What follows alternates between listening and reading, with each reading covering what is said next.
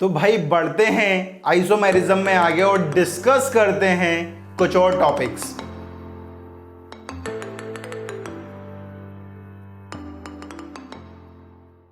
आज हम बहुत छोटे छोटे टॉपिक डिस्कस करेंगे। सबसे पहला जो टॉपिक आ रहा है वो है हमारे पास प्रोजेक्शन फार्मूलाज, जिसमें सबसे पहला है हमारे पास वेज डैश प्रोजेक्शन। ठीक है, वेज डैश प्रोजेक्शन जो होता है वो 3D में होता है। ठीक है, 3 डायमेंशनल होता है। यहाँ पर समझना जैसे कि ये कार्बन है, ठीक है, कार्बन पर ये Cl और ये Br, ठीक है, ये दोनों जो हैं भाई, ठीक है, ये प्लेन में है ऑब्जर्वर की, ठीक है, इन प्लेन विथ ऑब्जर्वर, ठीक है, इस प्लेन बोर्ड की प्लेन में लाई कर रहे हैं। लेकिन जो हमने बनाया है भाई डैश से बनाया और एक ये वेज पर, ठीक है, जो डैश वाला है वो क्या है भाई अंदर की साइड जा रहा है, इस बोर्ड के क्या जा रहा है अंदर की साइड जा रहा है। और जो CH3 है वो वेज पर है, वेज का मतलब ये बाहर की साइड आपके साइड आ रहा है भाई ये, ठीक है। तो ये जो है भाई डैश वाला, ठीक है, डैश वाले की अगर बात करें ये फार फ्रॉम द ऑब्जर्वर होता है, ठीक है, और जो वेज वाला होता है वो नियर टू द ऑब्जर्वर होता है, ये ध्यान रख लें। अब हम इसका प्रोजेक्शन फॉर्मूले फिशर प्रोजेक्शन की अगर बात करें तो फिशर प्रोजेक्शन एक 2 डायमेंशनल होता है। अगर मैं इसकी एक मिरर इमेज बनाऊं तो किस तरह से होगी, इसकी अगर मिरर इमेज बनाएं तो कुछ इस तरह से फ्रेम होने वाली है हमारे पास। ये हमारे पास मिरर है भाई, ठीक है। अब इसकी मिरर इमेज बनाते हैं, ये कार्बन, ठीक है, ये Cl ऊपर था ऊपर ही रहा, ठीक है, Br यहाँ पे आ जाएगा, ठीक है, ये H इस साइड आ जाएगा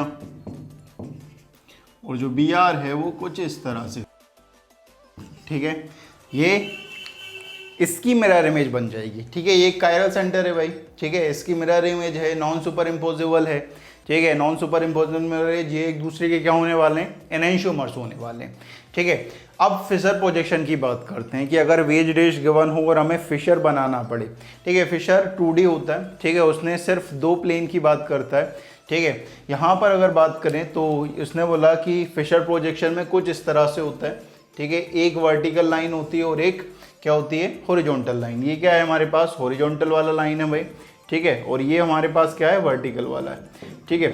अब यहाँ पर अगर बात करें, अगर मुझे वेज डैश से किस पे जाना है फिशर प्रोजेक्शन पे जाना है, तो मैं क्या करूँगा भाई, ठीक है, ये Cl और ये Br तो दिख रहा है, Cl ऊपर है ऊपर लगा दो भाई, ठीक है, Br नीचे है Br नीचे लगा दो, ठीक है।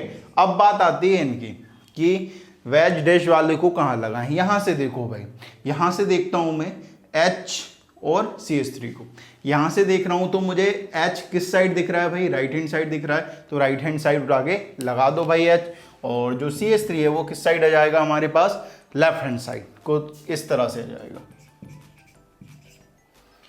ठीक है। अब यहाँ पर देखो अगर इसका बनाना पड़े तो क्या होगा, ठीक है, यहाँ तो यही रहा, ठीक है। अब यहाँ पर देखो ऊपर Cl आ रहा है, ठीक है, Br नीचे आ रहा है, ये तो सेम रहेगा। अब यहाँ से देखो इस साइड से देखो वेज डैश जहाँ से होता है वहीं से देखते हैं। यहाँ से अगर देखें तो हमारा H किस साइड आ रहा है भाई लेफ्ट हैंड साइड आ रहा है, ठीक है, लेफ्ट हैंड साइड आ रहा है तो यहाँ पे H लगा दो और ये क्या होगा हमारे पास CH3, ठीक है। ये इसकी मिरर इमेज ही बन गई एक तरह से देखा जाए तो, ठीक है। तो यहाँ से हम इस तरह से बना सकते हैं, अगर वेज डैश हमें गिवन है और हमें फिशर प्रोजेक्शन बनाना है तो बहुत आसान तरीके से बना सकते हैं, ठीक है। बस हमें यहाँ से देखना पड़ेगा लेफ्ट हैंड साइड आ रहा है राइट हैंड साइड आ रहा है, यहाँ से देखने पर H किस साइड आ रहा था राइट हैंड साइड, तो राइट हैंड साइड उठा के रख दिया, CH3 लेफ्ट हैंड साइड हो जाएगा। इस साइड से देखा तो H हमारे पास लेफ्ट हैंड साइड आ रहा तो लेफ्ट हैंड साइड रख दिया और CH3 राइट हैंड साइड आ जाएगा, ठीक है। तो कुछ इस तरह से हम प्रोजेक्शन फॉर्मूलाज कर सकते हैं।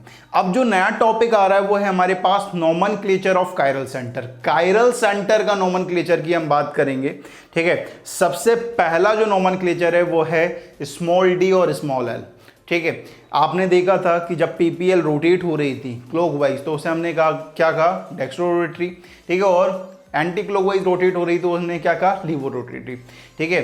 डी स्मॉल डी और स्मॉल एल, ठीक है। सबसे पहली बात तो ये कोई ऐसा नहीं है कि देखते से बता दें कोई कंपाउंड में कि ये स्मॉल डी है या स्मॉल है, एक्सपेरिमेंटल रिजल्ट होता है, ठीक है। इन्हें हम डायरेक्टली प्रेडिक्ट नहीं कर सकते हैं कभी भी। सबसे पहला point they are experimental result, दूसरा point they can not be predicted directly. Directly predict नहीं कर सकते हैं हम कि कोई भी कंपाउंड हमारा स्मॉल डी है या स्मॉल एल है, ठीक है। दूसरा टॉपिक देखा मैंने कैपिटल डी और कैपिटल, ठीक है।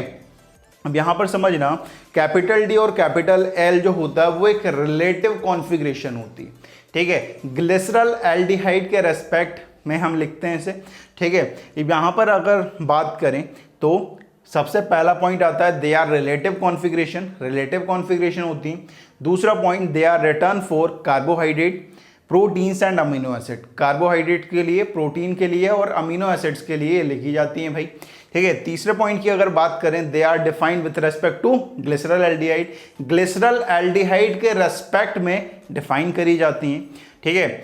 If more than one OH is present then D और L is decided by last chiral centre, ठीक है। अगर आपके कंपाउंड में एक से ज़्यादा OH हैं, ठीक है, तो कैपिटल D और कैपिटल L हम उस लास्ट कायरल सेंटर से डिसाइड करेंगे, ठीक है। किस तरह से डिसाइड करेंगे वो आगे की बात है अभी, ठीक है। लास्ट जो पॉइंट आ रहा है वो ये है कि अगर हमारे कंपाउंड में OH और NH2 दोनों होते हैं तो हम D और L किससे डिसाइड करने वाले हैं, NH2 के रेस्पेक्ट में डिसाइड करने वाले हैं। ये किस तरह से लिखते हैं भाई देखेंगे, लेकिन उससे पहले लो आप इसका स्क्रीनशॉट।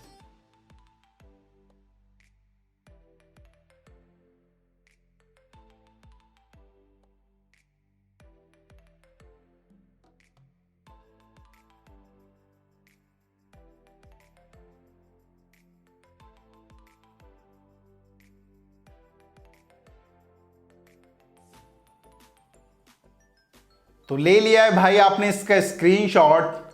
चलिए बढ़ते हैं आगे। कैपिटल डी और कैपिटल एल हम किस तरह से फाइंड करेंगे थोड़ा सा देखते हैं, ठीक है। हम ये जानते हैं कि कैपिटल डी और कैपिटल एल हम ग्लिसरल एल्डिहाइड के रेस्पेक्ट में लिखते हैं भाई, ठीक है।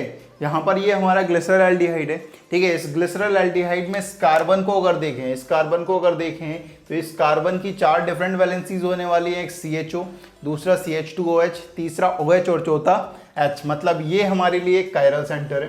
कायरल सेंटर है तो हम इसका नोमेनक्लेचर करेंगे भाई, ठीक है। अब यहाँ पर हम ग्लिसरल एल्डिहाइड है, ठीक है। कैपिटल डी और कैपिटल एल हम OH और NH2 के रेस्पेक्ट में बात करते हैं। यहाँ पर OH आ रहा है, ठीक है। अब ये OH किस साइड आ रहा है हमारे पास, राइट हैंड साइड आ रहा है, राइट हैंड साइड आ रहा है, तो ये क्या होगा, D, कैपिटल D। तो हम लिखेंगे इसे D ग्लिसरल एल्डिहाइड, ठीक है। अब यहाँ पर देखो, ठीक है, ये कायरल सेंटर होने वाला है हमारे पास, ये वाला जो कार्बन है वो कायरल सेंटर होने वाला है। अब यहाँ पर जो OH आ रहा है, जहाँ पर जो OH आ रहा है वो लेफ्ट हैंड साइड आ रहा है, और लेफ्ट हैंड साइड आ रहा है तो ये क्या होने वाला है, कैपिटल L। तो इसका नाम होगा भाई कैपिटल L ग्लिसरल एल्डिहाइड, ठीक है। तीसरा एग्जाम्पल देखो यार, तीसरा एग्जाम्पल हमें क्या गिवन है, ग्लूकोज गिवन है। ग्लूकोज में अगर इस कार्बन को देखें तो इसकी भी 4 डिफरेंट वैलेंसीज हैं, एक CHO, एक OH, तीसरा H और चौथा ये पूरा, ठीक है। तो ये कायरल सेंटर हुआ, ठीक है। यहाँ पर देखें तो ये इस कार्बन को देखा तो एक OH, एक H, एक ये पूरा ग्रुप और एक ये पूरा ग्रुप, तो इसकी भी 4 डिफरेंट वैलेंसी, मतलब ये भी कायरल सेंटर। यहाँ पर देखा इस कार्बन को, एक OH, एक H, एक ये पूरा ग्रुप और एक ये पूरा ग्रुप, मतलब इसकी भी 4 डिफरेंट वैलेंसी, मतलब कायरल सेंटर। इस कार्बन को देखा H, OH, CH2OH और एक ये पूरा, मतलब ये डिफरेंट आ रहा है, मतलब ये कायरल सेंटर। जब हमारी कंपाउंड में एक से ज़्यादा कायरल सेंटर हो और हमें कैपिटल D और कैपिटल L बताना पड़े तो हम लास्ट कायरल सेंटर के रेस्पेक्ट में बताते हैं। मतलब या फिर हम ऐसा बोल सकते हैं कि अगर हमारे पास एक से ज़्यादा OH हैं तो हम जो D और L डिफाइन करते हैं वो लास्ट OH के, लास्ट कायरल सेंटर के रेस्पेक्ट में डिफाइन करते हैं। लास्ट कायरल सेंटर देखा ये, ठीक है। लास्ट कायरल सेंटर में OH किस साइड आ रहा है भाई, OH राइट हैंड साइड आ रहा है, ठीक है। राइट हैंड साइड आ रहा है तो ये क्या हो जाएगा मेरे पास, D ग्लूकोज, ये ग्लूकोज है भाई, ठीक है। दूसरा एग्जाम्पल देखो, ठीक है। दूसरे एग्जाम्पल में यहाँ पर हमारे पास NH2 भी है और OH भी है। जब हमारे कंपाउंड में NH2 और OH दोनों होंगे तो हम कैपिटल D और कैपिटल L हम NH2 के रेस्पेक्ट में डिफाइन करते हैं। यहाँ पर देखा भाई, ठीक है, ये कायरल सेंटर होने वाला है, यहाँ पर CHO, NH2, H और ये पूरा ग्रुप। ये इस कायरल सेंटर को देखो भाई, H, OH, CH2OH और एक ये पूरा ग्रुप, मतलब ये भी कायरल सेंटर। अब हमारे पास OH भी आ रहा है और NH2 भी आ रहा है, ठीक है। OH भी आ रहा है और NH2 भी आ रहा है, ठीक है। NH2 हमारे पास, अब देखते हैं, OH और NH2 होगा तो हम NH2 के रेस्पेक्ट में डिफाइन करेंगे। और NH2 किस साइड आ रहा है भाई, NH2 हमारे किस साइड आ रहा है भाई, लेफ्ट हैंड साइड, तो ये L होने वाला है, ये ध्यान रखेंगे। कैपिटल डी और कैपिटल एल हम ग्लिसरल एल्डिहाइड के रेस्पेक्ट में डिफाइन करते हैं। ठीक है, तो बिल्कुल सरल नोमेनक्लेचर। तो जल्दी से ले लो आप इसका स्क्रीनशॉट।